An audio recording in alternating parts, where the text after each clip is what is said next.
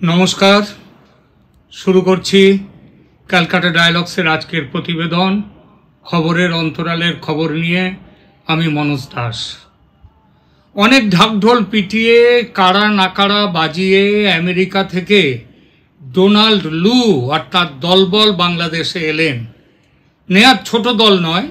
আমেরিকার ট্রেজারি ডিপার্টমেন্টের assistant secretary Brent Neiman, US এডের deputy assistant Anjali Kaur, trade ডিপার্টমেন্টের ব্রেন্ডন লিঞ্চ এবং আরও কয়েকজন। তার আসার পথ চেয়ে বসেছিলেন আমেরিকার বর্তমান শাসক কুলের স্নেহধন্য বাংলাদেশের প্রধান উপদেষ্টা ইউনূস সাহেব। তার মনে আশা ছিল জাদুকাঠির ছোঁয়া দিয়ে হাসিনা উত্তর দেশের মুখ থুবড়ে পড়া অর্থনীতিকে জাগিয়ে দিয়ে যাবে আমেরিকা। রাজকোষের বেহাল হাল ফেরাতে দিয়ে যাবে ডলারের মোটা একটা তোড়া। কিন্তু কি ছিল মনের আশা আর কতটা পূরণ হলো সেই আশা?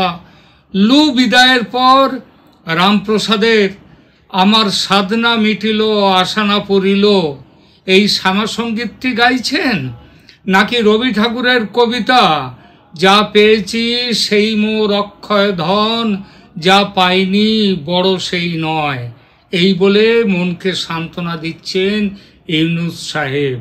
এই নিয়ে আজকের প্রতিবেদন। 10 সেপ্টেম্বর দিল্লিতে আসেন ডোনাল্ড লু এবং তার টিম।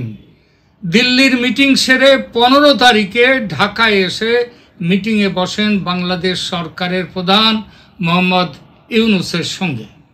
প্রধান উপদেষ্টা ছাড়া বৈঠকে ছিলেন তার সরকারের পররাষ্ট্র বিষয়ক উপদেষ্টা তৌহিদ হোসেন এবং অর্থ ও বাণিজ্য উপদেষ্টা সালেউদ্দিন আহমেদ। শেখ হাসিনা সরকারের বিদায়ে আমেরিকার বড় ভূমিকা ছিল, এটা আজ কোনো গোপন কথা নয়। আবার আমেরিকার ডেমোক্র্যাট দলের সঙ্গে মোহাম্মদ ইউনূসের যে অনেক পুরনো সম্পর্ক সেটাও জানা। এই সম্পর্কের জেরে তার শান্তিতে নোবেল জয়। আবার এই সম্পর্কের জেরে টালমাটাল বাংলাদেশের সর্বোচ্চ শাসকের পদটি এখন তার দখলে, মানে প্রধান উপদেষ্টার পদ। বাংলাদেশের আর্থিক অবস্থা খুব একটা ভালো নয় এখন।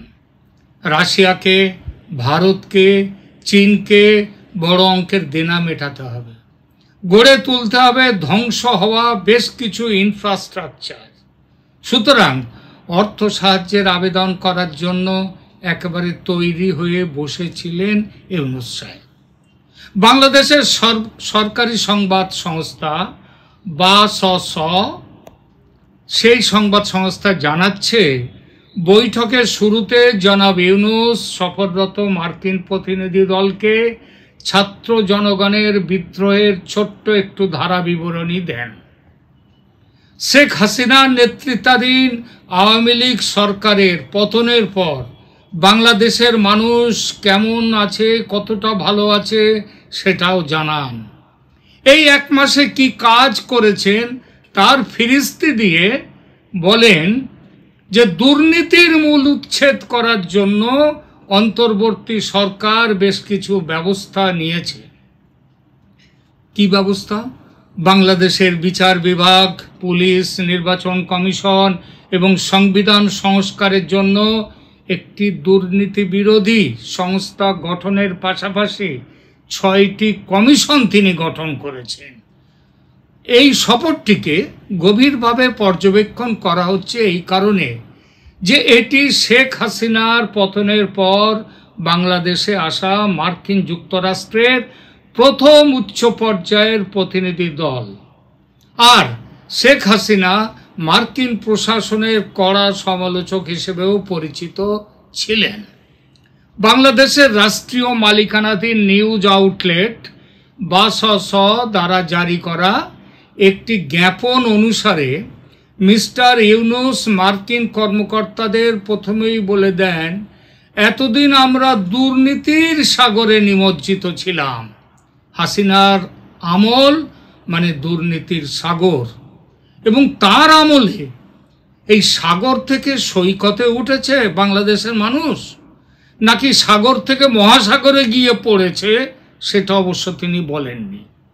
1 ঘন্টা ব্যাপী বৈঠকে দেশে চলমান শ্রমিক অসন্তোষ, যা বাংলাদেশে বিপুল সংখ্যক পোশাক কারখানা বন্ধ করে দিয়েছে, রোহিঙ্গা সংকট এবং তার ইউনূস সাহেবের আসন্ন নিউ ইয়র্ক সফর উঠে এসেছে এই আলোচনায়। শেষের দিকে উঠে এসেছে নগদ প্রসঙ্গ। তবে তার আগে ঠাকুর ঘরে কেড়ে আমি তো কলা খাইনি গোছের একটা ব্যাপার হয়ে গেল। শনিবার 14 সেপ্টেম্বর ঢাকায় পৌঁছানোর আগে দ্বিপাক্ষিক আলোচনার জন্য যুক্তরাষ্ট্রের এই প্রতিনিধি দলটি, এর সাথে আবার তাদের যে প্রতিরক্ষা বিভাগের একজন জেডিডিয়া পি মোরাল, তিনি ছিলেন সেই দলে। তো তিনি আবার বাংলাদেশে আসেননি। তো যাই হোক, 14 সেপ্টেম্বর ঢাকায় পৌঁছানোর আগে দ্বিপাক্ষিক আলোচনার জন্য যুক্তরাষ্ট্রের এই প্রতিনিধি দলটি নয়াদিল্লিতে 4 রাত 5 দিন ছিলেন। এই সময়ে ভারত সরকারের সঙ্গে উচ্চস্তরীয় বেশ কিছু বৈঠক তারা করেছে। সেই বৈঠকের সিংহভাগ জুড়ে ছিল ভারত আমেরিকা সম্পর্ক যত না, তার থেকে বেশি বাংলাদেশ নিয়ে আলোচনা। এই আলোচনা নিয়ে ডক্টর ইউনূস এবং তার সঙ্গীরা খুবই চিন্তিত ছিলেন। ডোনাল্ড লু এই বিষয়টি নিয়ে মুখ খোলেননি। তবে বাংলাদেশ বিষয়ে অভিজ্ঞ এক মার্কিন সাংবাদিক পর্যবেক্ষক জন ড্যানিলোভিস, তিনি ঢাকা ট্রিবিউন কাগজে একটি নিবন্ধ লিখেছেন এবং সেই নিবন্ধে বাংলাদেশকে চিন্তামুক্ত করতে লিখেছেন যে মার্কিন পক্ষ তাদের বাংলাদেশি বন্ধুদের আশ্বস্ত করে বলতে চায় যে তারা ভারতের গান গাইবেন না। প্রশ্ন হলো, এই কথাটা বলার জন্য সাংবাদিকের দরকার, পর্যবেক্ষকের দরকার কেন হলো? ডোনাল্ড লু কিংবা তার দলের কেউ বৈঠকে বসে কেন কথাটা বললেন না? কেন এক সাংবাদিককে বলতে হলো আমেরিকা ভারতের কলা খায়নি, ভারতের গান গায়নি? এই কথাটা কেন বলতে হলো? আর কেনই বা ইউনূস সাহেব কোন ভয়ে আমেরিকার প্রতিনিধি দলকে এই কথাটা সরাসরি জিজ্ঞেস করতে পারেননি? ভয়ে? গন্ধটা সন্দেহজনক। কিন্তু এরপর ওঠে টাকা পয়সার বিষয়। এই সফরের অন্যতম প্রধান লক্ষ্যবস্তু, অন্তত ইউনূস সাহেবের কাছে তো বটেই, সারা বাংলাদেশ বসেছিল আমেরিকা তার ভাড়ার একবারে উপুড় করে দেবে বলে। অন্তত 20-30 বিলিয়ন, মনে রাখবেন বিলিয়ন, 20-30 বিলিয়ন ডলার সাহায্য তো আসবেই। কারণ শেখ হাসিনা তার সময়ে 2021 থেকে 2026-এ এই সময়ে তিনি 26 মিলিয়ন ডলারের একটি সমঝোতা কিন্তু আমেরিকার সাথে করে রেখে এসেছিলেন। সুতরাং এখন অন্তত ইউনূস সাহেব যখন তাদের নিজেদের লোক, তখন 20-30 বিলিয়ন ডলার সাহায্য তো আসবেই। আমেরিকার যা ক্ষমতা, তাতে এটা তো একটি নস্যির সমান। নস্যি জানেন তো, অনেক অবশ্য আজকাল নস্যি নিতে আর দেখি না। নস্যি নাকে নেয়, একটু হাঁচি টাঁচি আসে, বেশ ফ্রেশ হয়, ওটাও তামাকজাত একটি পদার্থ। সুতরাং সেই নস্যির সমান যেটা একটা চাওয়া, সেটা তো নিশ্চয়ই পূরণ করবে আমেরিকা। সুতরাং রাই চাইতে বেল, মানে একটুখানি চেয়ে পেলাম অনেক কিছু, এই গোছের ব্যাপার হবে ভাবা গিয়েছিল। কিন্তু কোথায় বিলিয়ন বিলিয়ন ডলার? মাত্র 200 মিলিয়ন। বুঝতে পারছেন? বিলিয়ন নয়, মিলিয়ন। তাও এককালীন নয়, ধীরে সুস্থে, খেপে। এ তো ভিক্ষে দেওয়ার সামিল।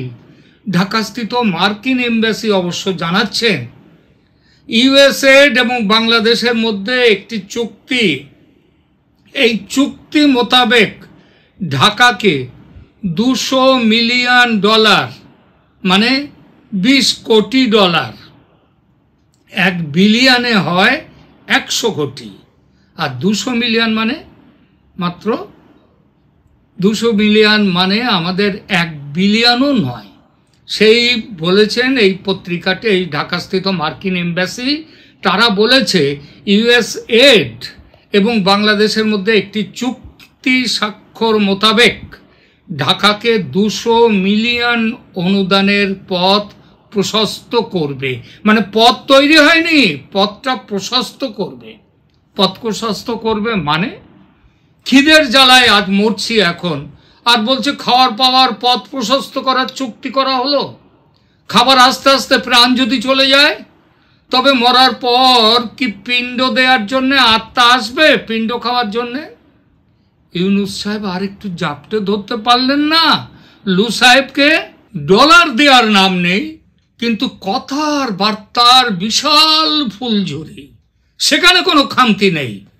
ইউএস এড বাংলাদেশ, মানে বাংলাদেশের ইউএস এড সংস্থা যেটা রয়েছে তাদের যে শাখা, তারা এক বিবৃতিতে বলেছে উন্নয়নকে এগিয়ে নিতে, যুবদের ক্ষমতায়ন করতে, গণতন্ত্র সরকারকে শক্তিশালী করতে, স্বাস্থ্যের উন্নতি করতে এবং সারা দেশে বাণিজ্য অর্থনৈতিক সুযোগ সম্প্রসারণ করবার জন্য বাংলাদেশের অন্তর্বর্তী সরকারের সাথে 200 মিলিয়ন ডলারের একটি চুক্তি স্বাক্ষর করেছে।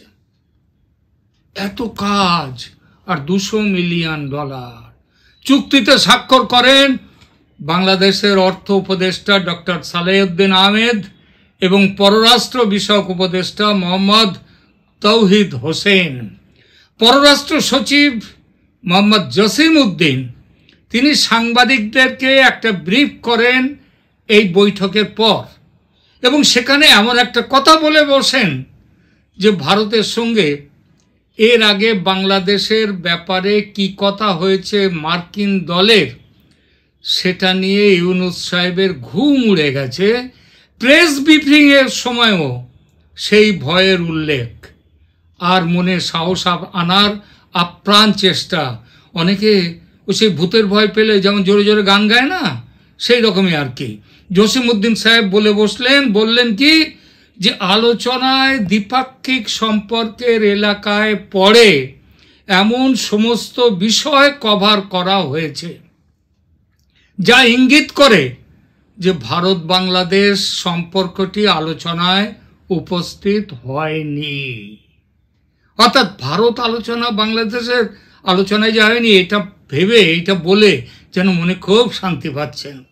নিউ ইয়র্কে মিস্টার ইউনূস এবং মার্কিন প্রেসিডেন্ট জো বাইডেনের মধ্যে সম্ভাব্য বৈঠক সম্পর্কে এক প্রশ্নের উত্তরে পররাষ্ট্র সচিব মোহাম্মদ জসিম উদ্দিন যা বলেছেন তার অর্থ হলো এটি চূড়ান্ত হয়নি এখনো।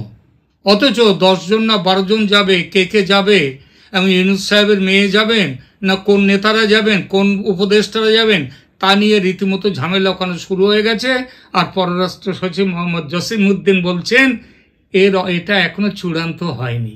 তবে কোনটা চূড়ান্ত হয়নি, ওরা যাবেন সেটা চূড়ান্ত হয়েছে। জো বাইডেনের সঙ্গে কবে কখন বৈঠক হবে সেটা চূড়ান্ত হয়নি। তবে তিনি কি বললেন জসিম উদ্দিন সাহেব? বললেন যে জাতিসংঘ সাধারণ পরিষদের বার্ষিক অধিবেশনের ফাঁকে চা পানের আসরের মধ্যে কিছু কথা হতেই পারে। চা পানের আসরের মধ্যে কথা, কি অবস্থা! ভারতের চাপের প্রেক্ষিতে, ভারত চীন রাশিয়ার সদ্যজাত জোটের প্রেক্ষিতে আমেরিকা কি চোখে এখন দেখছে বাংলাদেশকে, সেটা বোঝাতে আর বেশি কিছু বলার দরকার আছে কি? তবে ইউনূস সাহেব এবং তার সরকার একটি কথা মনে করে ভেবে খুশি হতে পারেন। সে কথাটা কি? সেটা হলো 2022 সালকে ইমরান খানকে গদি থেকে হটিয়ে দিয়ে আমেরিকা পাকিস্তানকে যে পরিমাণ ডলার সাহায্য করেছিল, বাংলাদেশ সেই তুলনায় কিছুটা বেশি পাচ্ছে। এটা ভেবে মনে শান্তি পেতে পারে। পাকিস্তানকে কত দিয়েছিল আমেরিকা ইমরান খানকে হটিয়ে? দিয়েছিল $97 মিলিয়ন, 97 মিলিয়ন, আর বাংলাদেশকে সেই তুলনায় দিচ্ছে $200 মিলিয়ন। এটা তো আনন্দের খবর হতেই পারে। পাকিস্তানের উপরে বাংলাদেশ আছে, আমেরিকার কাছে আরো বেশি কোলের ছেলে। আনন্দ করুন, তবে মনে রাখবেন ভারতকে হাসিনার বিষয়ে বড় প্রতিশ্রুতি কিন্তু দিয়েছে আমেরিকা। কি সেই প্রতিশ্রুতি এখনো বুঝতে পারলেন না? আরেকটু ভাবুন, আরেকটু অপেক্ষা করুন, ঠিক বুঝে যাবেন। এখনকার মতো এখনই শেষ করছি, তবে শেষ করার আগে একটি কথা বলার আছে। আপনারা জানেন সর্বকালের সর্বশ্রেষ্ঠ বাঙালি নামের যে সমীক্ষাটি আমরা শুরু করেছি, গত কয়েকদিন ধরে প্রচুর মানুষ আমাদের সেই সমীক্ষায় সাড়া দিয়েছেন। আপনি যদি এখনো আপনার তালিকা পাঠিয়ে না থাকেন তবে এখনই পাঠিয়ে দিন। পছন্দের ক্রম অনুসারে 5 জন শ্রেষ্ঠ বাঙালির নাম লিখুন। মনে রাখবেন 5 জন, 1, 2, 3 বা 4 নয়, 5টা নাম পাঠাতে হবে পছন্দের ক্রম অনুসারে। তারপর আজ আমাদের এই যে প্রোগ্রাম দেখছেন, এই যে প্রতিবেদন, এর কমেন্ট সেকশনে যান, সেটা লিখুন এবং পাঠিয়ে দিন। এই সঙ্গে অবশ্যই সাবস্ক্রাইব করে দিন ক্যালকাটা ডায়ালগস নামে আমাদের এই চ্যানেলটি। এছাড়া আমাদের ইমেল আইডি আছে calcatadialogsmanoj@gmail.com। এই ঠিকানায় পাঠাতে পারেন আপনাদের পছন্দের তালিকা। আজ এখনকার মতো এখানেই তাহলে শেষ করছি। ধন্যবাদ।